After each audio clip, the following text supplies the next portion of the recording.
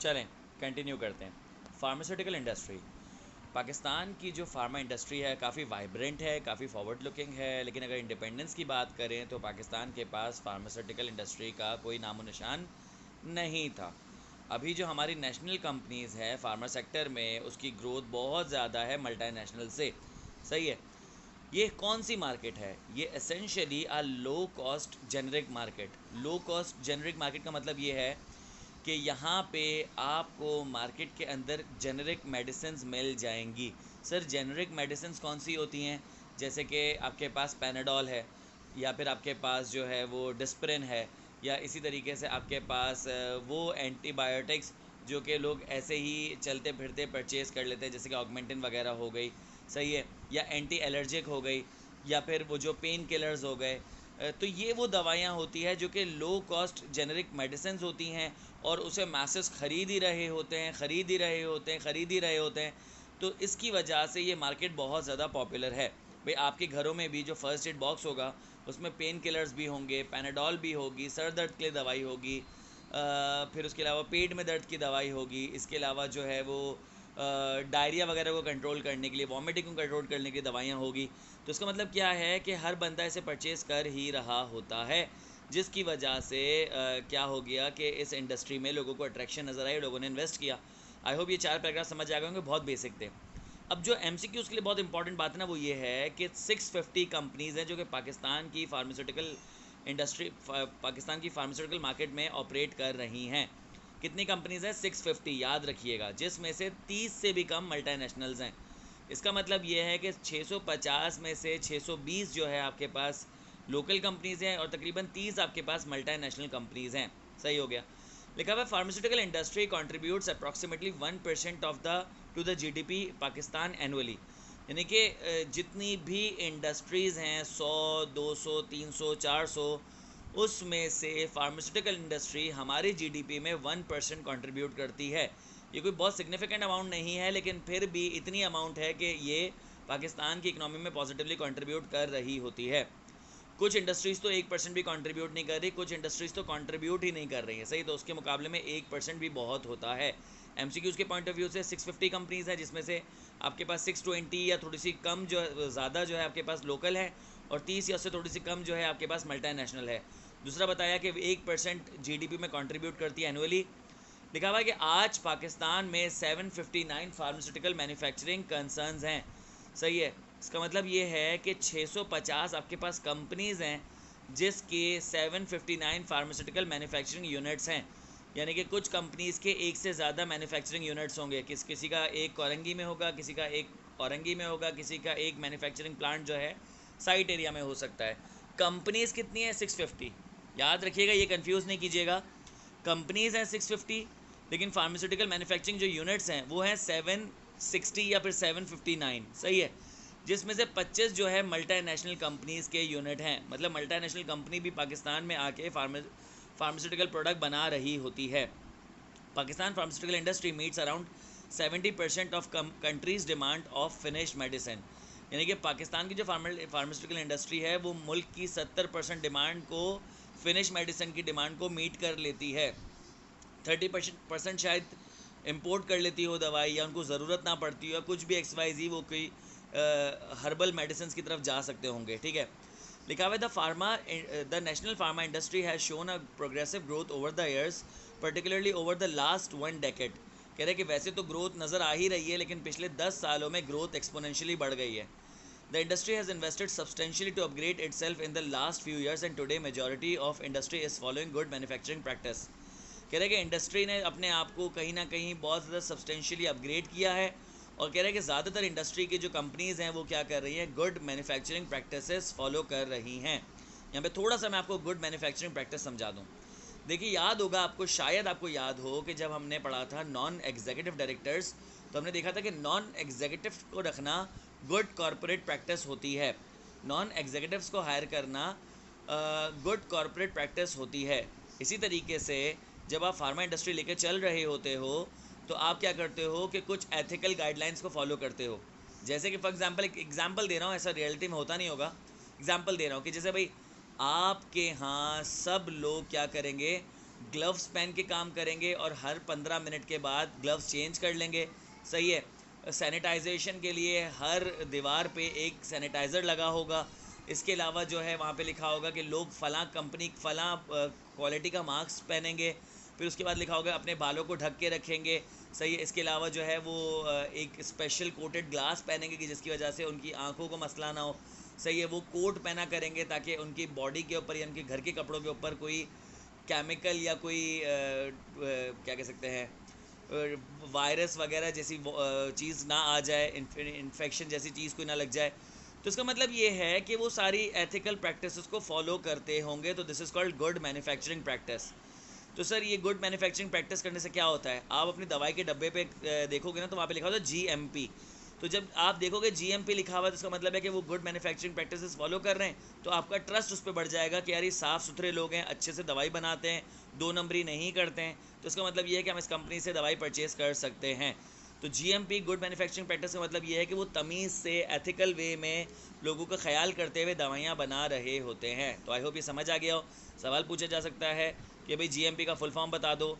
ये पूछा जा सकता है कि ये जो GMP किस इंडस्ट्री में फॉलो होता है, तो आप बताएंगे कि फार्मास्यूटिकल इंडस्ट्री में फॉलो होता है in accordance with the domestic as well as international guidelines. ये आपके पास गाइडेंस जो है इंटरनेशनल लेवल पे भी है और लोकल लेवल पे भी, दोनों फॉलो की जा रही होती है। सही है। फिर आगे लिखा हुआ है although Pakistan pharmaceutical and health care sectors are expanding. ये तो कंफर्म्ड है कि पाकिस्तान की जो फार्मास्यूटिकल और हेल्थ केयर सेक्टर जो है एक्सपेंड होता चला जा रहा है। About half the population has no access to modern medicine. लेकिन फिर भी उसके बाद भी तकरीबन हमारी 50% पॉपुलेशन के पास मॉडर्न मेडिसिन नहीं है। क्यों? क्योंकि वो हर्बल मेडिसिन का इस्तेमाल कर रहे होते हैं, दवाइयों से डर रहे होते हैं और बहुत सारे मसले मसाइल होते हैं। लेकिन इस वजह से एक अपॉर्चुनिटी नज़र आई कि अगर गवर्नमेंट और इंडस्ट्री के स्टेक होल्डर्स मिल के काम करें तो उस मार्केट को भी केटर किया जा सकता है। सही है। फिर बता रहे हैं कि भाई एक रिपोर्ट थी 2017 की, उसमें बताया कि हमारी जो इंडस्ट्री है वो है तकरीबन 300 बिलियन रुपीस की। सही है। और हर साल क्या हो रहा है कि 12% बढ़, हर 5 साल के बाद, हर 5 साल के बाद 12% बढ़ रही है। सही है। फिर ये बता रहे हैं कि तकरीबन 2/3 जो है मार्केट शेयर किसका है, मल्टी का है। और जो 2/3 जो है मार्केट शेयर मल्टी का है और 1/3 जो है हमारे पास टॉप 10 कंपनीज जो है उस पर कॉन्स्टिट्यूटेड है। तो आई होप ये बात आपको समझ आ गई होंगी। अब आगे बढ़ते हैं। लिखा हुआ है कि there are around 9,000 actively marketed drugs in Pakistan. तकरीबन 9,000 हमारे पास एक्टिवली मार्केटेड ड्रग्स हैं पाकिस्तान में, जो कि सेल की जा रही है लाइसेंस्ड फार्मेसीज ऑन प्रिस्क्रिप्शन। अब आपके माइंड में सवाल आएगा ये लाइन देखकर, मैं फिर से पढ़ रहा हूँ। There are around 9,000 actively marketed drugs in Pakistan. नहीं एच के ये सब चीज़ें नहीं पूछी जाती। सही है। अच्छा, यहाँ पे जो लाइन लिखी हुई there are around 9,000 actively marketed drugs in Pakistan sold at licensed pharmacies on prescription. इस लाइन का मतलब ये है कि आपके पास 9,000 दवाइयाँ तो है जो मार्केट की जा रही हैं, लेकिन 9,000 कौन सी दवाइयाँ हैं जो कि प्रिस्क्रिप्शन के बगैर नहीं मिल सकती। वैसे तो आपके पास लाखों दवाइयाँ हैं, वैसे तो आपके पास लाखों दवाइयाँ हैं जो कि ओवर द काउंटर फ़ौरन से मिल जाती है, लेकिन 9,000 ऐसी दवाइयाँ हैं जो प्रिस्क्रिप्शन के बगैर नहीं मिलती है। कि जब आप फार्मेसी जाओगे तो आप उनको कहोगे भाई ये दवाई दे दो, तो वो कहेंगे कि भाई हम ये डॉक्टर की प्रिस्क्रिप्शन के बगैर नहीं दे सकते। सही है। तो 9,000 वो दवाइयाँ हैं जो प्रिस्क्रिप्शन पे मिल रही है। In addition there is a large segment of over the counter products, जिसमें आपको क्या नाम है फार्मेसी पे जाती दवाई मिल जाती है, जिसमें मल्टी वाइटामिन हैं, पेन कोल्ड फ्लू रिलीफ की दवाइयाँ हैं। सही है। Pharmaceutical sector in Pakistan is strictly regulated by government. Pharmaceutical sector जो गवर्नमेंट रेगुलेट कर रहा होता है,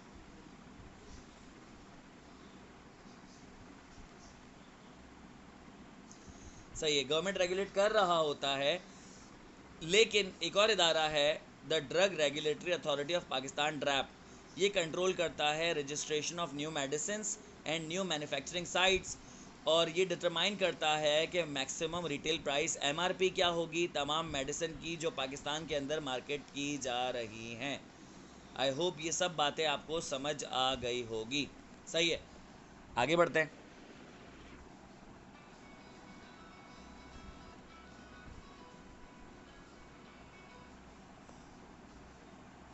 अब्बू आपका फ़ोन आ रहा है।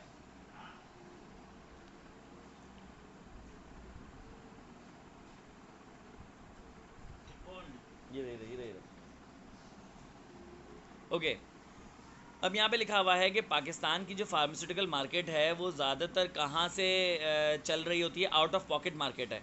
मतलब लोग अपनी जेबों से पैसे दे रहे होते हैं, अपनी पर्सनल सेविंग से पैसे दे रहे होते हैं।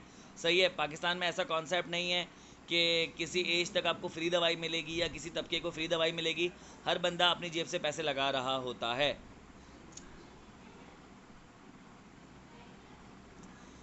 सही है, लिखा हुआ है हाउ एवर गवर्नमेंट जो है वो फ्री और लो कॉस्ट ट्रीटमेंट जो है गवर्नमेंट हॉस्पिटल और क्लिनिक में प्रोवाइड कर रही है। देखिए सारी चीज़ें एमसीक्यूज़ के पॉइंट ऑफ व्यू से बहुत इंपॉर्टेंट है, तो प्लीज़ इन्हें याद रखिएगा। कह रहा है पाकिस्तान के पास अपना नेशनल हेल्थ इंश्योरेंस कवर तो नहीं है, लेकिन यहाँ पे हेल्थ इंश्योरेंस इंडस्ट्री भी ग्रेजुअली बढ़ रही है और वो क्या कर रही है, पार्टनरशिप कर रही है गवर्नमेंट के साथ, एनजीओज़ के साथ, ताकि मिल के ये लोग क्या कर सकें, इंश्योरेंस कवरेज को भी बेहतर कर सकें। सही है, फार्मास्यूटिकल कंपनीज जो है वो जोग्राफिकली फैली हुई है पूरे पाकिस्तान में, जिसमें फार्मास्यूटिकल प्रोडक्शन यूनिट जो है वो ज़्यादातर कहाँ पे हो रहे हैं, कहाँ पे मिलते हैं आपको, कराची, लाहौर और पेशावर में। सही है, ये सारी बातें क्या है, जेनरिक है, इनको रीड ज़रूर कीजिएगा। सही है, ताकि आपके एमसीक्यूज़ बेहतर हों, लेकिन मैंने आपको फिर भी थोड़ा बहुत समझा दिया है। अब जो इम्पॉर्टेंट समझने की बात है ना, वो ये है कि एक फार्मास्यूटिकल कंपनी एक पावर कंपनी से कैसे डिस्टिंग्विश की जाती है, एक फार्मास्यूटिकल कंपनी एक टेक्सटाइल कंपनी से, एक ऑयल गैस एक्सप्लोरेशन कंपनी से कैसे डिस्टिंग्विश की जाती है। पॉइंट नंबर 1 कि यहाँ पे सेल्स इंसेंटिव्स दिए जाते हैं। सही है, मेडिकल रिप्रेजेंटेटिव्स होते हैं, उनको फिक्स सैलरी पे रखा जाता है और उनको वेरिएबल इंसेंटिव दिए जाते हैं। वो डॉक्टर्स को कॉल करते हैं, उनको साइंटिफिक प्रोडक्ट्स के बारे में कम्युनिकेट करते हैं, डिजीज़ की इन्फॉर्मेशन देते हैं। सही है, अपने दवाई की ट्रीटमेंट एफिकेसी के बारे में बताते हैं। सही है, क्लिनिकल स्टडीज़ के बारे में बताते हैं। सही है, उनको टारगेट दिया जाता है कि तुम कितनी कॉल्स करोगे। सही है, कितने डॉक्टर्स को विज़िट करोगे, उनको उनकी टेरिटरीज बता दिए जाते हैं, ये तुम्हारे एरियाज़ हैं। सही है, number of scientific and promotional activities उनको दी जाती हैं ताकि उनकी सेल ज़्यादा से ज़्यादा बेहतर हो। ऐसा आप देखोगे, ऐसा पावर सेक्टर में नहीं होता, ऐसा टेक्सटाइल सेक्टर में नहीं होता, ऑयल एंड गैस एक्सप्लोरेशन में नहीं होता। लेकिन हाँ सर, हमने देखा है कि जो आपके पास सेल्स पर्सन होते हैं, भाई डॉक्टर के पास जाते हैं, वहाँ पे कैलेंडर रख कर आ जाते हैं, वहाँ पे तस्वीर लगा कर आ जाते हैं, वहाँ पे उनको जो है वो थोड़े से गिफ्ट्स वगैरह दे देते हैं। तो इस तरीके से क्या करते हैं, वो डॉक्टर से मिल रहे होते हैं। तो ये चीज़ क्या है, फार्मास्यूटिकल कंपनीज़ में देखी जाती है और कहीं पर नहीं देखी जाती। लिखा हुआ है payment to drug regulatory authority of Pakistan. मैंने आपको बताया था कि फार्मास्यूटिकल इंडस्ट्री वैसे तो गवर्नमेंट चला रही है, लेकिन गवर्नमेंट का एक इदारा है DRAP, drug regulatory authority of Pakistan. वो क्या करता है, रजिस्ट्रेशंस वगैरह को दवाइयों की रेगुलेट कर रहा होता है। कह रहा है कुछ सर्टन स्पेशल पेमेंट्स है जो कि ड्रैप को करनी होती है। उनका पर्पस क्या है, उनका पर्पस ये है कि एनुअल 1% प्रॉफिट बिफोर टैक्स देना पड़ता है ड्रैप को सेंट्रल रिसर्च फंड के लिए, ताकि जो ओवरऑल रिसर्च हो रही है ना दवाइयों पे और डिजीज़ पे, तो उस पर कॉन्ट्रीब्यूट किया जा सके।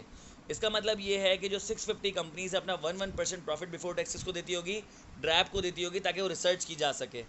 फिर आगे लिखा हुआ है न्यू ड्रग रजिस्ट्रेशन फ़ी, जो नई दवाइयाँ बन रही है उसको रजिस्टर कराना पड़ता है, उसकी रजिस्ट्रेशन फ़ीस किसको दी जाती है, ड्रैप को। इसके अलावा ड्रग रजिस्ट्रेशन रिन्यूअल फ़ीस, कि आपको जो रजिस्ट्रेशन करवाई गई थी वो कुछ सालों के लिए होती है, लेट्स सपोज 3 सालों के लिए, 3 साल के बाद आपने उसकी रजिस्ट्रेशन को रिन्यू करवाना है, तो वो फ़ीस किसको जाएगी, ड्रैप को। इसके अलावा अगर आप कोई दवाई बनाना चाहते हो या आप कोई प्लांट खड़ा करना चाहते हो दवाई बनाने का, उन्हें 759 मैन्युफैक्चरिंग यूनिट्स थे, अगर एक और यूनिट लगता है, 760 वाला यूनिट लगता है, तो उनको क्या करना पड़ेगा, लाइसेंस फ़ी लेनी पड़ेगी। तो ड्रैप क्या करता है, ये सारी पैसे ले रहा होता है और इन पैसों को क्या करता है, फिर इसी काम पे लगाता है। सही है, ये और किसी सेक्टर में नहीं होता, सिर्फ कहाँ पे होता है, ये होता है फार्मास्यूटिकल कंपनीज़ में। Payment to health care professionals, यहाँ पे हेल्थ केयर प्रोफेशनल्स को भी पेमेंट की जा रही होती है। Pharmaceutical companies make various kinds of payment to health care professionals, बहुत सारी पेमेंट्स कर रहे होते हैं हेल्थ केयर प्रोफेशनल्स को, हेल्थ केयर ऑर्गेनाइजेशंस को। सही है, with respect to services obtain from them. Sir सवाल ये है कि हेल्थ केयर प्रोफेशनल्स कौन है। भाई देखो, इसमें डॉक्टर्स आ जाते हैं, इसमें मेडिकल के टीचर्स आ जाते हैं, इसके अलावा एक्सपर्ट्स आ जाते हैं। सही है, फिर इसके अलावा जो है हॉस्पिटल्स आ जाते हैं, क्लिनिक्स आ जाते हैं।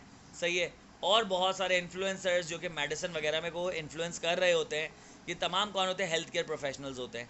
सही है, लिखा हुआ है कि these payments include honoraria for delivering lectures, तो यहाँ पे एज अ ऑनर पेमेंट की जाती है जो वो लेक्चर्स डिलीवर कर रहे होते हैं कॉन्फ्रेंसेज में, सिम्पोजिया में। कॉन्फ्रेंसेज और सिम्पोजिया एक ही चीज़ होती है। लोकल स्पीकर प्रोग्राम्स या राउंड टेबल डिस्कशंस में जो कि टॉपिक्स कवर कर रहे होते हैं लेटेस्ट रिसर्च पे, दवाइयों पे, अवेयरनेस पे, सही है, जनरल पब्लिक में भी और HCPs में भी, यानी कि हेल्थ केयर प्रोफेशनल्स में भी।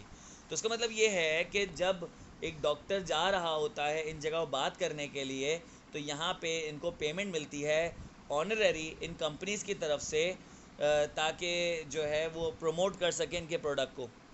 Finance executives should carefully review all payments to HCPs। जो फाइनेंस एग्जीक्यूटिव होता है इन कंपनीज़ का, उनको क्या करना है, इन पेमेंट्स को केयरफुली रिव्यू करना है, क्योंकि पर्पस जो इस पेमेंट का होता है ना, वो ये नहीं होता कि इनको क्या किया जाए, अनएथिकल मार्केटिंग करवाई जाए, बल्कि पर्पस ये होता है कि एथिकल मार्केट प्रैक्टिसेस को परफॉर्म किया जाए।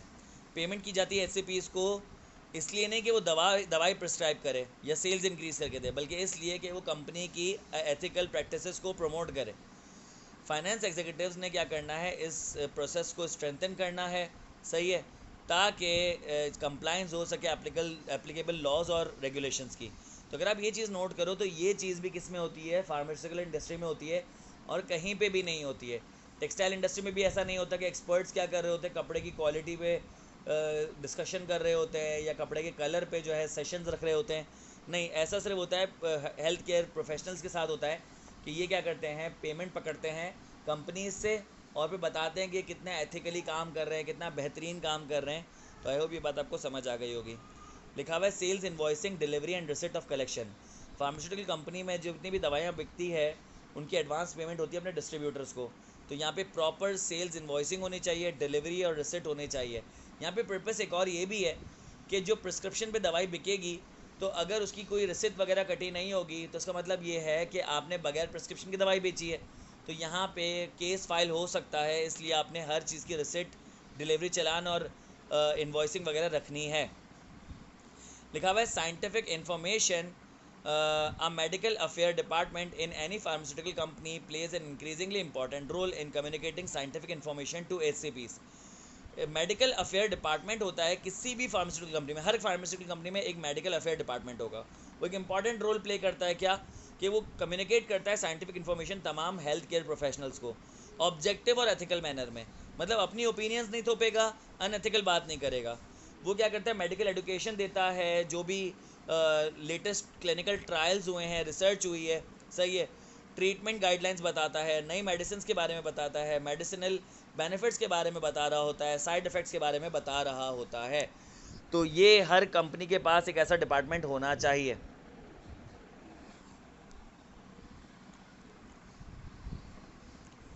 ये जो डिपार्टमेंट होता है फोकस करता है कि वो कस्टमर्स डेवलप करे, पेशेंट की इंसाइट्स दे, उसकी कैसे डिजीज़ को वो किया जा सकता है, रोका जा सकता है, प्रिवेंट किया जा सकता है, सही है, कैसे जो है उसको ठीक किया जा सकता है, सही है। वो एविडेंसेस दे रहा होता है, वो डॉक्टर्स को कम्युनिकेट करता है साइंटिफिक इन्फॉर्मेशन के बारे में कि किस तरीके से दवाई को यूज़ करना है, किस तरीके से वैक्सीन यूज़ करनी है, ये सारी चीज़ें वो डॉक्टर्स को बता रहा होता है।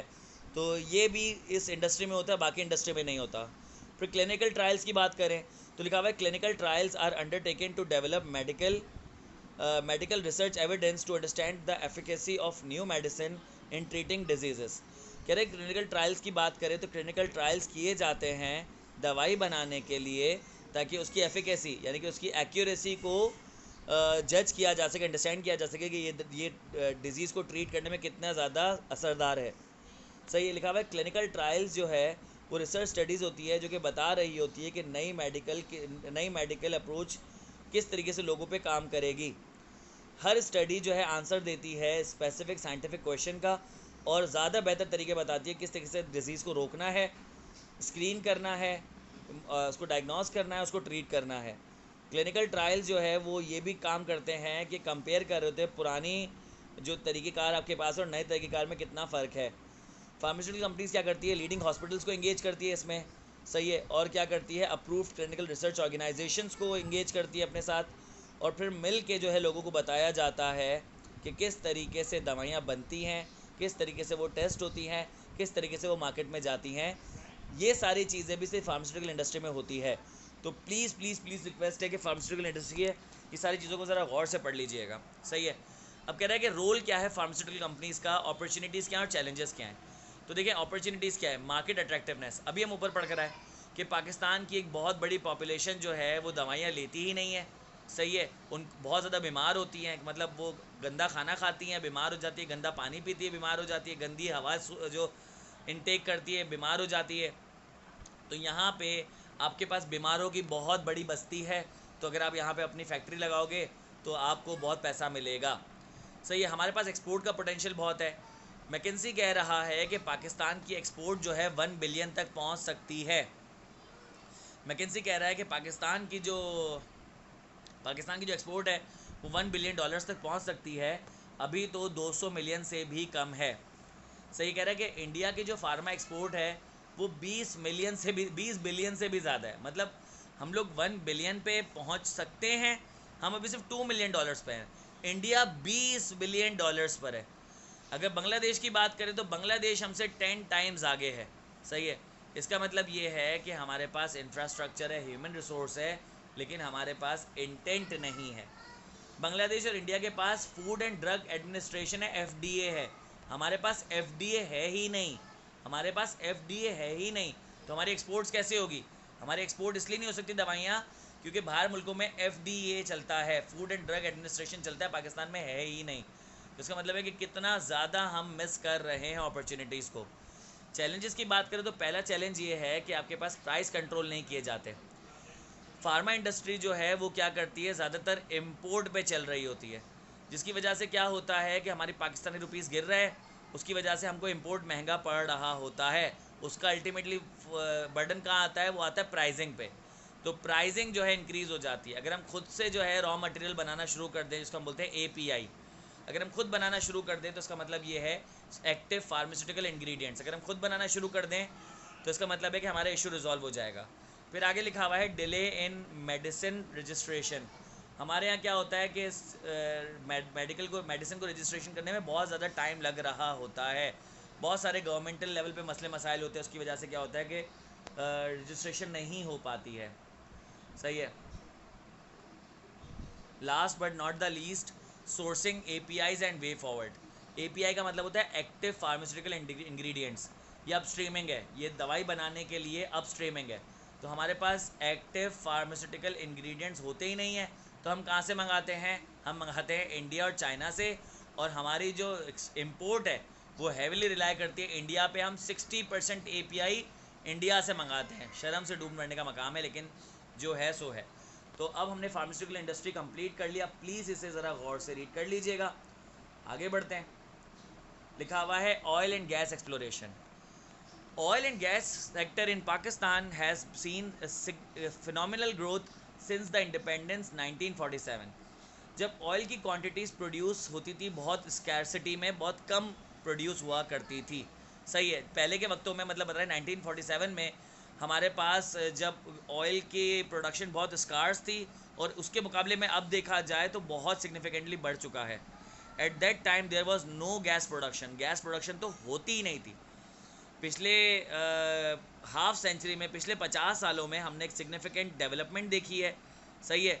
जिसकी वजह से इन्वेस्टर्स पाकिस्तान के अंदर बहुत ज़्यादा इंटरेस्टेड हो चुके हैं। ऑयल एंड गैस इंडस्ट्री को कैटेगराइज किया जाता है into 3 segments, upstream, middle stream, down stream. मैंने आपको बताया था ना, मिडिल स्ट्रीम अलग से आ सकता है, यहाँ पर आया है। सही है। यहाँ पे ब्रीफली एक्सप्लेन किया गया है अपस्ट्रीम, मिडिल स्ट्रीम और डाउन स्ट्रीम को। Upstream also known as exploration and production, क्योंकि यहाँ पे आप ज़मीन पे से ऑयल को, गैसेस को एक्सप्लोर कर रहे होते हो और उसको निकाल रहे होते हो, तो this is called exploration and production. सही है। Is associated with exploring and producing hydrocarbons. Hydrocarbon का मतलब क्या होता है? लिक्विड कार्बन, यानी कि क्रूड ऑयल, नेचुरल गैसेस, ये लिक्विड फॉर्म में होते हैं। तो अपस्ट्रीमिंग में क्या होता है? सिंपल, आप ज़मीन से ऑयल, गैस, कोल वगैरह, मिनरल्स वगैरह निकाल रहे हो।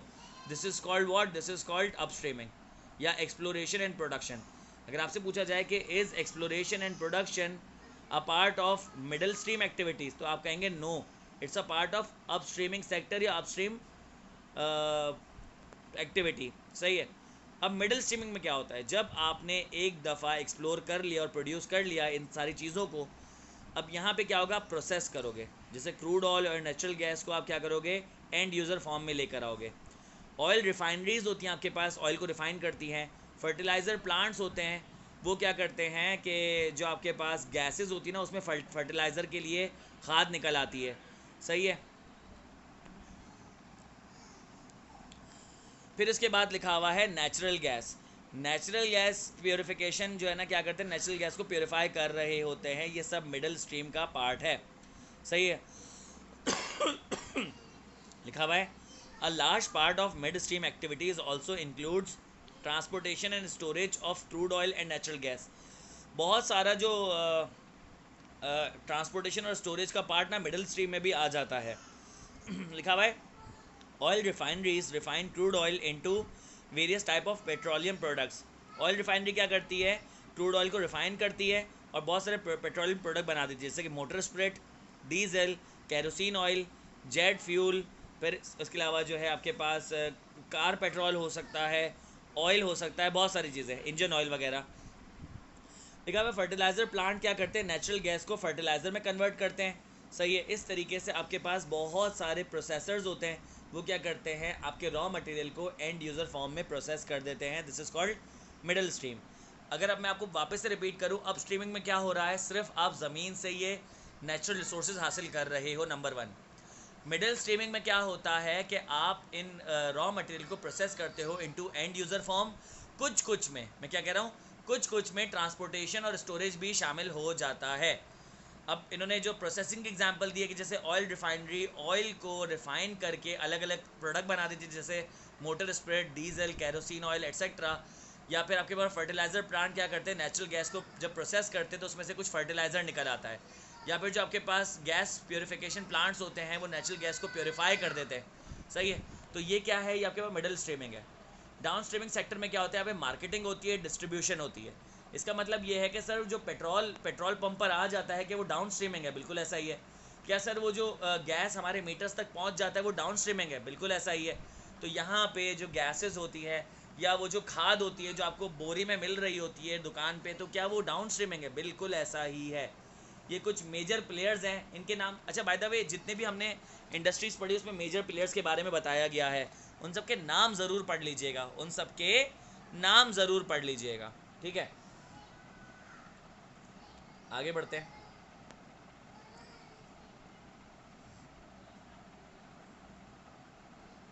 कहाँ गया, हाँ। अब इसका सप्लाई चेन देख लेते